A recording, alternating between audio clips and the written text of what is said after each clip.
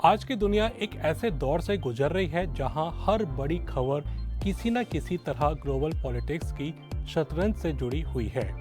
चाहे वह अमेरिका और वेनेजुएला के बीच बढ़ता तनाव हो, रूस को लेकर अमेरिका के नए कानून हो या भारत और चीन जैसे उभरते देशों की भूमिका हो, हर चीज एक बड़ी तस्वीर की ओर इशारा करती है।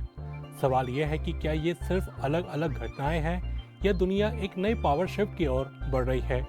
इसी संदर्भ में आज हम दिल्ली यूनिवर्सिटी के देशबंधु कॉलेज में प्रोफेसर डॉक्टर अभिषेक प्रताप सिंह से बात करेंगे, जो ग्लोबल पॉलिटिक्स पढ़ाते हैं और इंटरनेशनल मामलों में खास पकड़ रखते हैं, ताकि इन जटिल ग्लोबल डायनेमिक्स को बेहतर ढंग से समझा जा सके।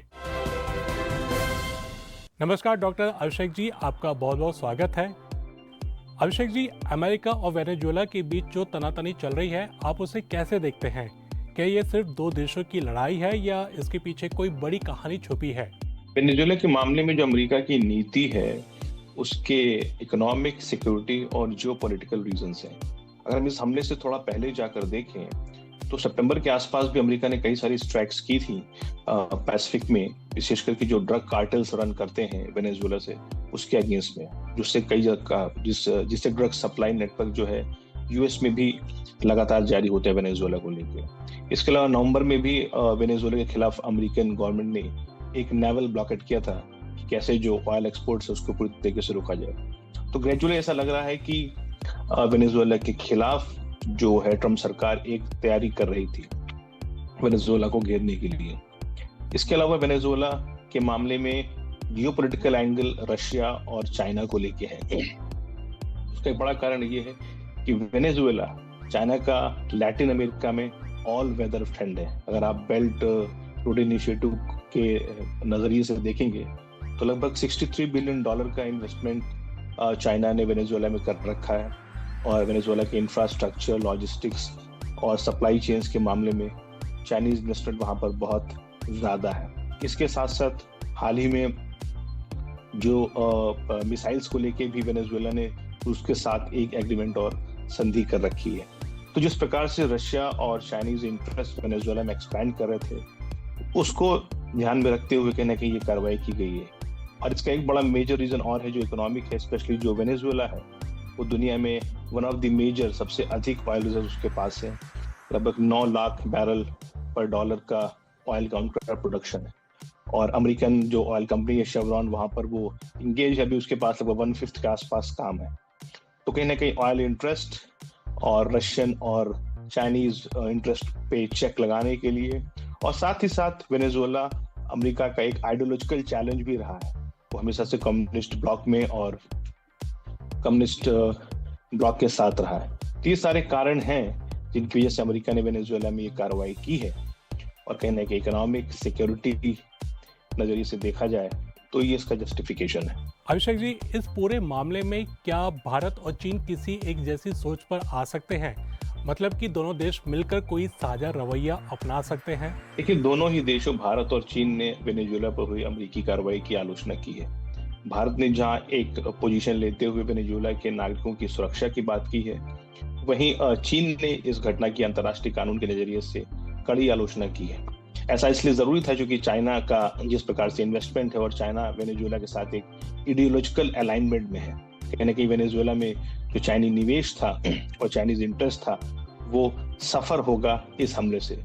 तो दोनों देशों के विरोध में या नीतियों में बहुत ज्यादा एक होने की स्थिति मुझे नहीं लगती, क्योंकि जो भारत का इंटरेस्ट है वेनेजुएला में वो चीन की अपेक्षा में कम है। तो हम ऐसा कह सकते हैं कि इंटरनेशनल लॉ, डिप्लोमेसी के लिहाज से दोनों देशों ने इस निर्णय को कंडेम किया है, लेकिन वेनेजुएला में चाइनीज इंटरेस्ट ज्यादा है। चाइना का वो एक आइडियोलॉजिकल और इकोनॉमिक पार्टनर है, तो चाइना इस मामले में और ज्यादा विरोध करेगा। और कहीं ना कहीं मुझे लगता है कि चाइनीज जो नीति है वेनेजुएला के मामले में और ज्यादा सख्त हो सकती है भारत की अपेक्षा। अभिषेक जी, जैसा आप जानते हैं कि अमेरिका ने रूस से जुड़े एक कानून में ऐसी बात जोड़ दी है जिससे भारत और चीन जैसे देशों पर भी भारी टैक्स लगाया जा सकता है। अगर ऐसा हुआ तो क्या भारत और चीन मिलकर इस आर्थिक दबाव का जवाब दे सकते हैं?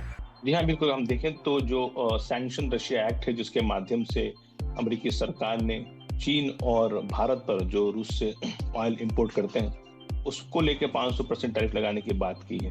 देखिए, इस चुनौती से निपटने के 2-3 कारण हैं। पहला तो कारण क्या है कि या तो हम इस मामले से डाइवर्सिफिकेशन पर फोकस करें, उसके अलावा भारत और चीन रिटेलिएशन पे काम कर सकते हैं, और तीसरा फैक्टर जो सेल्फ रिलायंस का है, जिसको लेके मोदी सरकार बहुत ज्यादा काम कर रही है। यहाँ पर लेकिन एक बात समझने की ये जरूरी है कि जो चीन के मामले में क्या है कि चीन के पास लगभग $1 ट्रिलियन के आसपास का ऑयल सरप्लस है। तो चीन रशिया से सैंक्शंस, अमेरिकी सैंक्शंस के बावजूद भी ऑयल सरप्लस होने की स्थिति में एक ऑयल डाइवर्सिफिकेशन की पॉलिसी की ओर आगे बढ़ सकता है।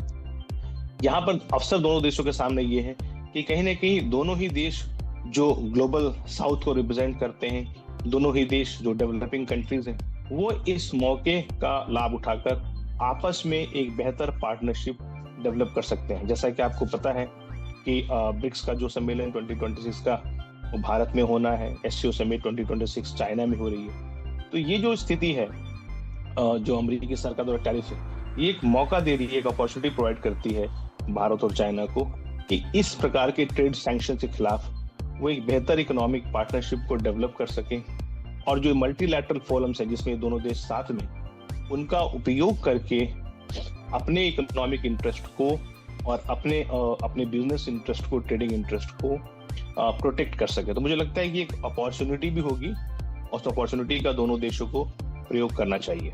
अभिषेक जी, आज की वैश्विक राजनीति में आप भारत और चीन के सामने सबसे बड़ी चुनौतियां और सबसे बड़े मौके क्या देखते हैं? देखिए, सबसे बड़ी चुनौती दोनों देशों के सामने तो ये है कि जो ग्लोबल ऑर्डर है वो बहुत ही ज्यादा अनसर्टेन है और बहुत ज्यादा डिस्टर्ब है। जहां एक तरफ भारत, चीन दक्षिण एशिया में आपस में प्रतियोगिता कर रहे हैं और बॉर्डर को लेकर भी दोनों देशों के बीच में लंबा विवाद रहा है, वहीं अब ग्लोबल पॉलिटिक्स में भी हम देख रहे हैं कि बहुत सारी अनसर्टेनिटी आने की वजह से कई सारी चुनौतियां आ रही। लेकिन इन चुनौतियों में दोनों देशों के पास अपॉर्चुनिटी भी है। अगर हम वेनेजुएला और ग्रीनलैंड का इशू देखें, और जिस प्रकार से नाटो संकट के दौर से गुजर रहा है, तो यूरोपियन यूनियन, जिसके साथ चीन का एक अच्छा साझेदार है, और भारत भी लगातार यूरोपियन यूनियन देशों के साथ में, यूरोपियन यूनियन के साथ में फ्री ट्रेड एग्रीमेंट पे बातचीत कर रहा है, तो यूरोपियन यूनियन के साथ दोनों देश मिलकर अपने संबंधों की एक नई दिशा दे सकते हैं। इस सप्लाई चेन्स को लेकर भी जिस प्रकार से ग्लोबल सप्लाई चेन्स में शिफ्टिंग हो रही है, वहां पर भारत और चीन एक बेहतर कोऑपरेशन की बात कर सकते हैं। दोनों देश मिलकर जो ग्लोबल साउथ की वॉइस है, या जो ग्लोबल साउथ का एजेंडा है, उसको आगे कर सकते हैं। दोनों देशों के पास कई सारे मल्टीलैटरल फोरम्स हैं जिन पर दोनों देश आपसी इकोनॉमिक एजेंडे पर बातचीत करके इकोनॉमिक इंटरेस्ट को आगे कर सकते हैं। इसके साथ साथ जो एक नॉन वेस्टर्न वर्ल्ड ऑर्डर की ओर हम बढ़ते चले जा रहे हैं, उस नॉन वेस्टर्न वर्ल्ड ऑर्डर का जो संरचना है, उसका जो संगठन है, उसका व्यवहार कैसे होगा, इस दिशा में भी भारत और चीन काम कर सकते हैं। मुझे लगता है कि इस संकट में, इस अस्थिरता के दौर में दोनों देशों के पास एक अवसर आता है जिसके द्वारा दोनों देश इकोनॉमिक और राजनीतिक सहमति और सहयोग स्थापित कर सकते हैं और पूरी दुनिया के सामने एक एग्जाम्पल पेश कर सकते हैं। बहुत बहुत धन्यवाद प्रोफेसर अभिषेक जी। तो ये था आज का खास कार्यक्रम न्यूज़ फोकस। अभी आज्ञा दीजिए, अगले हफ्ते फिर मिलेंगे इसी समय। नमस्ते।